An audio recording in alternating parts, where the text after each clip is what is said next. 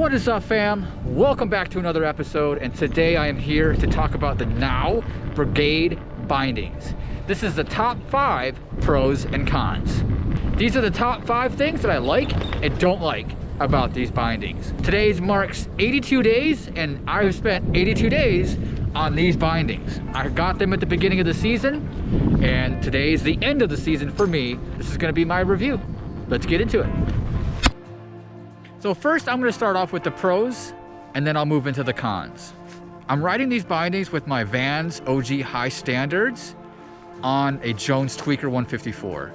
Number 5, adjustable ratchets.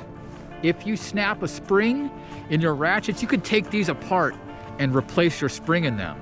Versus other ratchets on bindings, if you break a spring, that's it, done. Number 4, the high backs. They are soft, they're short, and they have forward lean on them. You have no idea how many bindings that I have bought in the past that were on the lower end that didn't have any forward lean. And I didn't know that I needed that forward lean until this season. Forward lean really helps you with the heel side carbs. Number 3, the footbed is by far the most comfortable footbed I have ever put my foot into on some bindings, and it's one piece.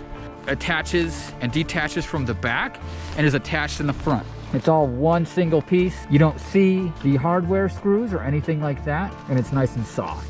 So when you're sending it off a jump or a side hit or landing off a really far or a deep landing off a rail and you land kind of hard, it reduces that impact on your feet. I really like that. Number 2, the customizable bushings. In each corner of this binding is a removable bushing, which they come in 3 different hardnesses: soft, medium, and hard. And you can customize how your board feels for that day and type of conditions with those customizable bushings. This is what the underside of a NOW binding looks like. We have our GORE-TEX plate here and our 4 bushings in each corner. We have our 2 toe sides and we have our 2 heel sides. They pop out just like this. Here are a couple honorable mentions that just didn't quite make the list. Honorable mention number 1 are the graphics. These graphics on these bindings are pretty dope, I'm not gonna lie. Paired up with this Jones Tweaker, the graphics on both the board and the bindings are dope. Honorable mention number 2, that the fact that these bindings come with a little board leash with them. In Massachusetts, we have a law where we are required to wear a board leash, especially if you're an employee of the mountain. And finally, number 1 is the GORE-TEX. The GORE-TEX in these bindings are so responsive that I don't even want to run any other kind of binding that doesn't have GORE-TEX.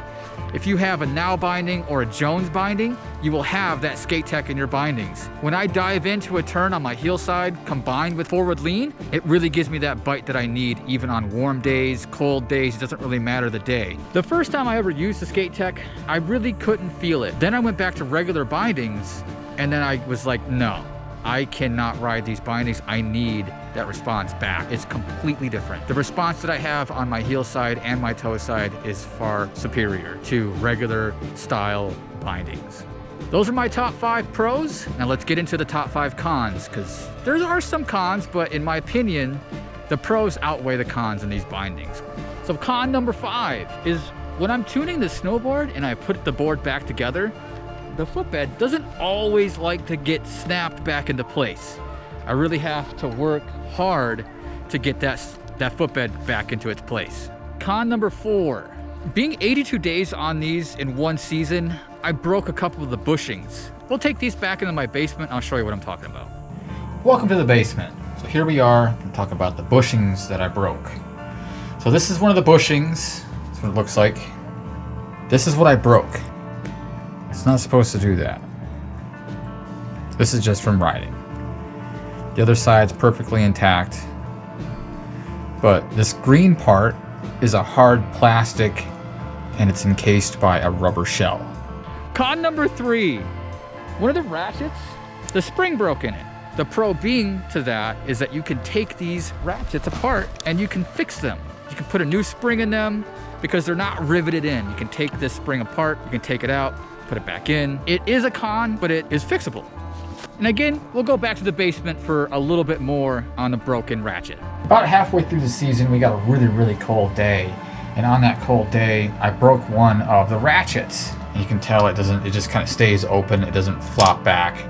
So the spring in here is what broke. This still works just fine, but this not closing allowed this to open up all the time. Just from riding, this thing would open up. So as I was saying earlier, these are rebuildable. Most of these are riveted in where you can't remove them. But on these ones, there's a little key that you can use, a flathead screwdriver. You just pop this off, just like that. Once you pop that C-clip off, you can remove the pin itself, and this all comes apart. Putting it back together, it's a little bit of a task. Get your new spring, put it back in there, just pin back in, slide it back through both pieces, then reattach your C-clip.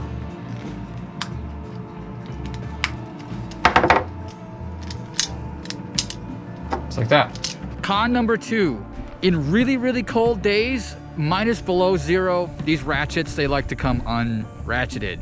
I was constantly kind of retightening my bindings down just a little bit, just because the ice got up in there and it kind of came loose a little bit.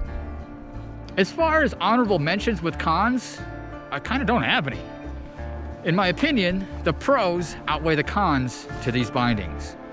Con number 1. This is the biggest con for me that I've had so far. One of my toe straps kind of ripped and broke open a little bit. Again, we'll go to the basement to see that closer up. It's pretty cool that it says NOW, N-O-W, right there in the toe strap. But if it was just one piece and it wasn't so fancy where it says NOW, kind of unnecessary in my opinion. This is a harder plastic, so the plastic broke on a cold day, got brittle, and then snapped. It could happen like, I don't know, I don't even remember what day it was. But this is right where it broke. And they stitch it together with stitching like a shoe. I think if it was just one piece, I wouldn't have that because I do have a little bit of loss of response now that that's broke. But that's pretty much it. At the beginning of the video, like I said, I don't want to ride any other bindings that don't have skate tech in them. I will be doing a few reviews in the future of some Jones bindings because I have those coming in, but today's the last day of the season for me, so I have to wait till next year to work on that. And thanks for watching. As always, stay positive, keep riding your skateboards and your snowboards. Peace, guys.